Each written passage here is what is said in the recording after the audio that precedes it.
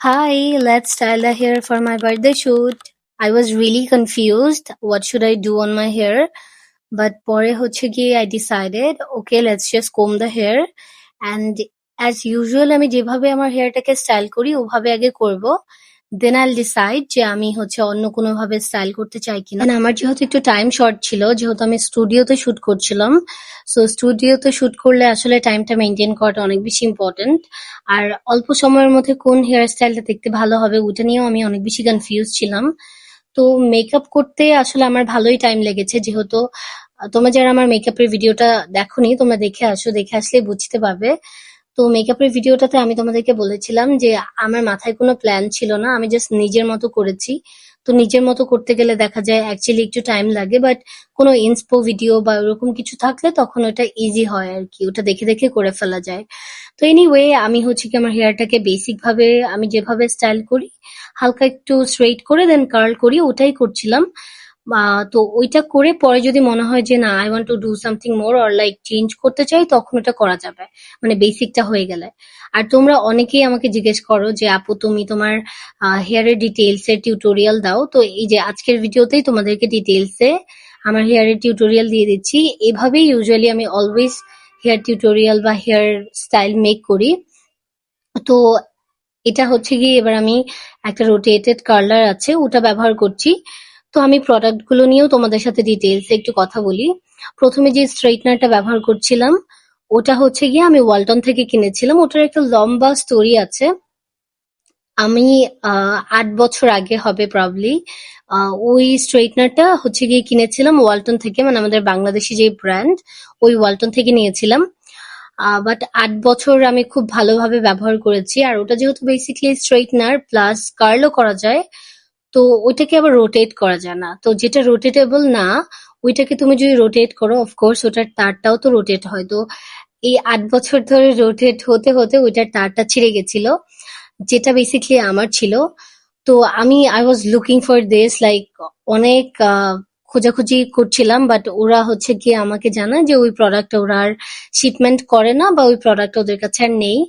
তো unfortunately like I was like কি বলবো, আমি তো ওটাতে কমফোর্টেবল, আমার ডাইসনও আছে, বাট থাকে না মানুষ একটা জিনিস এত বছর ধরে ব্যবহার করলে প্রোডাক্টটার সাথে অনেক বেশি কমফোর্ট একটা চলে আসে। তো আমি আসলে ওরকম কমফোর্টেবল ছিলাম। বাট থ্যাঙ্কফুলি আমার বড় বোন, ওরও হচ্ছে গিয়ে সেম একটা প্রোডাক্ট ছিল, মানে আমারটা দেখে ও কিনেছিল। আই থিঙ্ক ১ বছর পরেই কিনেছিল, তো ওরটার বয়স হবে ৬ বছর ৭ বছর এরকম, যদি আমারটা ৮ বছর হয়। তো ওরটা হচ্ছে গিয়ে ও আবার খুব একটা ব্যবহার করে না, ওরটা অলমোস্ট নতুনই ছিল, যেহেতু ও ব্যবহার করে না, কারণ ওর অনেক এরকম প্রোডাক্ট। তো পরে হচ্ছে গিয়ে আমি ওকে বলি যে আমাকে এটা দিয়ে দিতে। আর আমার কাছে অনেকগুলো প্রোডাক্ট ছিল, মানে হেয়ারের like straightener and all the stuff, ওগুলো আবার আমি ওকে দিয়ে দিই। তো ওর এটা নেওয়ার একটাই রিজন, যেহেতু আমি কমফোর্টেবল এন্ড আমারটা অ্যাকচুয়ালি বেশি ভালো ছিল, ওরটা হচ্ছে গিয়ে ওরটার থেকেও। তো পরে ওরটাই আমি ব্যবহার করি। তো এতক্ষণ যে প্রোডাক্টটা দেখছিলে এটা হচ্ছে গিয়ে আমার বোনের থেকে নেওয়া, বাট প্রোডাক্ট সেমই। বাট হচ্ছে গিয়ে দেখা যায় যে তোমার যেই বছরে যেটা শিপমেন্ট হয় ওইটার উপরেও কিছুটা ইফেক্ট পড়ে, মানে প্রোডাক্টের উপর। এনিওয়ে, তো এরপর আমি যেই রোটেটিং কার্লারটা ব্যবহার করছি, এটা হচ্ছে কি আমি একটা ফেসবুক পেজ থেকে নিয়েছিলাম। অ্যান্ড এটাও হচ্ছে গিয়ে অনেক বেশি ভালো, এটার প্রাইস অনুযায়ী আমি বলবো ওয়ার্থ দ্য মানি। এটা অল্প সময়ের মধ্যেই তোমরা অনেক সুন্দর করে হেয়ারটাকে কার্ল করে ফেলতে পারবে। তুমি যেমন দেখতেই পাচ্ছ আমি অনেক বড় বড় সেকশন নিয়ে করছিলাম, কারণ আমার কাছে টাইম ছিল না, বাট স্টিল দেখতে খুব ভালো হচ্ছিল। এই কার্লটাকে যখন আমি ছাড়বো তখন আরো বেশি ভালো লাগবে।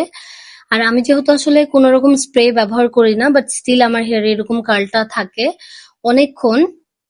আমার হেয়ারটা আসলে একটু ওয়েভি কার্ল, তো আমার হেয়ারে আমি যেই হেয়ার স্টাইলই করি না কেন ওটা প্রিটি মাচ ওভাবেই থাকে, জাস্ট ফ্রন্টের হেয়ার গুলো ছাড়া, কারণ ফ্রন্টের হেয়ার গুলো দেখা যায় হেয়ার কাট করা, তো তো ওটা দেখা যায় একটু খুলে যায় বাট স্ট্রেইট হয়ে থাকে। এনিওয়ে, এটা আমি কোন ফেসবুক পেজ থেকে নিয়েছি এক্স্যাক্টলি আমার নামটা মনে পড়ছে না আসলে, এটাও অনেক বছর আগে নেওয়া।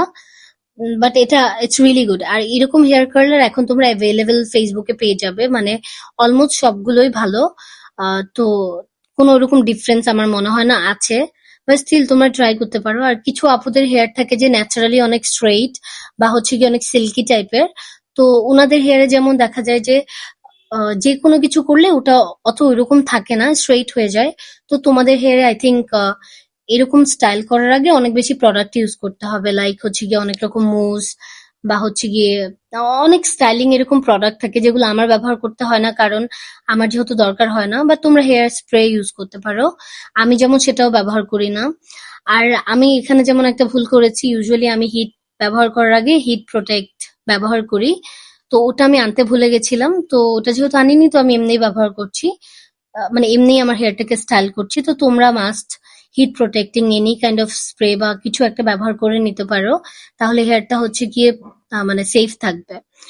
এনিওয়ে, তো আমার হচ্ছে গিয়ে হেয়ার স্টাইল করা শেষ, এন্ড এরকম দেখা যাচ্ছে। আর আমার আসলে অন্য আর কোনো কিছু করার টাইম নেই, বাট আমার মাথায় অনেক প্ল্যানস ছিল, কিন্তু ওই প্রোডাক্ট গুলো আসলে আনতে মনে ছিল না।